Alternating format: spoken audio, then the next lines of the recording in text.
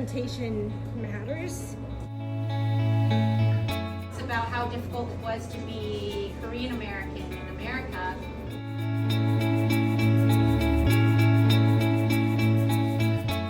Relate as how does it feel like to be Afghan and at the same time Canadian? Sometimes people say, oh, you're too Western. Vegetables may change, our environment may change due to being Canadian, but our spices never changed.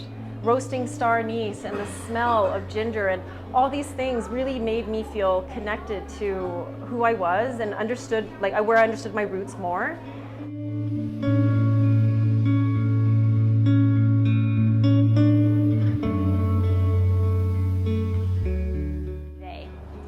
So my parents came to Canada in 1980 as part of the boat migration after the end of the war in Vietnam. And my parents were both only 19 at the time that they decided to make their escape. That they would take an old fishing boat. So my grandfather had an old retired fishing boat. And by the way, they had no sailing experience. No one had been on the open seas. So they just painted the boat, put on a bigger engine, and just hope for the best. You know, when they left, according to my parents, they were followed by a coastal patrol boat.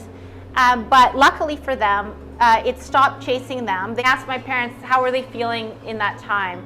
And my mother, not knowing anything that's going on, was like, I was fine. You know, just enjoying the sea. And my father, who was the captain of that vessel, was like, yeah, I was certain we were going to die, like within 3 days. But so as they rode to this stick in the water, they realized that it was actually a Dutch oil supply vessel. Parents came with my mother's 2 brothers and nephews. So there were 4 men and 1 woman in that group. And for many countries, there was too many single men. But Canada accepted them on humanitarian grounds, partially because my mother was pregnant at the time. And I had heard from an immigration officer that it was Canada's rule not to split up family. It stopped to transfer off at Vancouver and they wanted out there. They're like, we know Vancouver. But then they headed to Victoria, and when they landed in Victoria that night, they were so relieved because they saw that the roads were paved, there were lights, it was very clean. They saw that it was modern compared to their standards at the time. Food was a difficult thing to get used to for my mother. She couldn't handle the richness of Canadian food.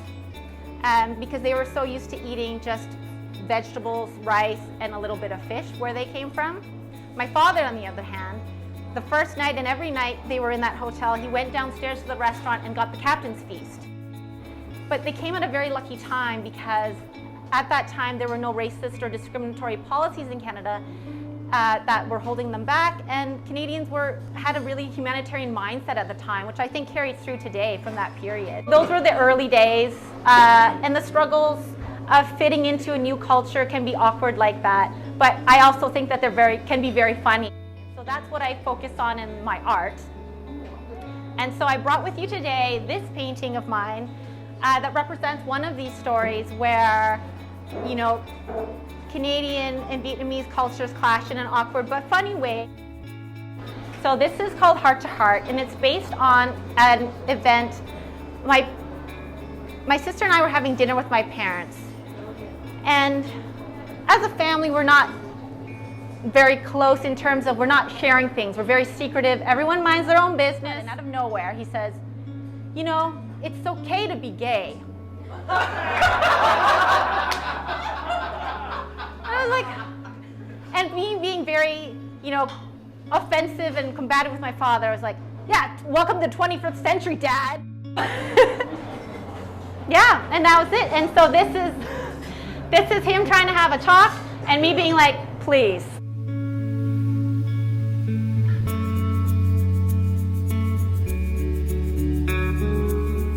Yeah, well, I mean, same thing. My family also came over by boat, fled the country in 1978. My dad actually he had a tugboat from his grandfather, actually, and took the engine from the tugboat and transferred it into the other boat that they were going to flee in, where there was roughly 100 to 200 people on this boat. And after coming to Canada, the funny thing was when they landed on this island called Kuku Island in Indonesia, when they got processed, they actually survived on this island for 6 months without even being recognized by the Blue Cross or Red Cross. That came from, once they were getting processed, they were asked, well, would you like to go to the USA or to Canada? And she said, she didn't even know the difference between the two countries. She had no idea. She said, I have grade 2 education. I don't even know, but let's go for Canada. My mother actually got pregnant with me, and we were supported by another family who onboarded us and basically taught my parents how to ride the bus, how to process paperwork, how to get your SIN number. And I think my mother was so grateful for this family to help our family that she asked her, please name my baby. My baby's coming, and in honor of your help, please name her. And that's why my name is Maria. We actually opened up the deli, and it was called Kim Chow, which is still operating today. It has been sold off to another family, and we had like a place called My Chow, which was like an all chicken pho place.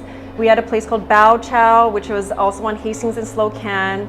We opened up, my mother was good at opening, but she was like too stressed to maintain them all. So she'd be like, okay, I opened it, I set it up, okay, now I just have to let go after stuff. She goes, Kim Chow was something that started and helped our family, but it's time to focus on family and to focus on health.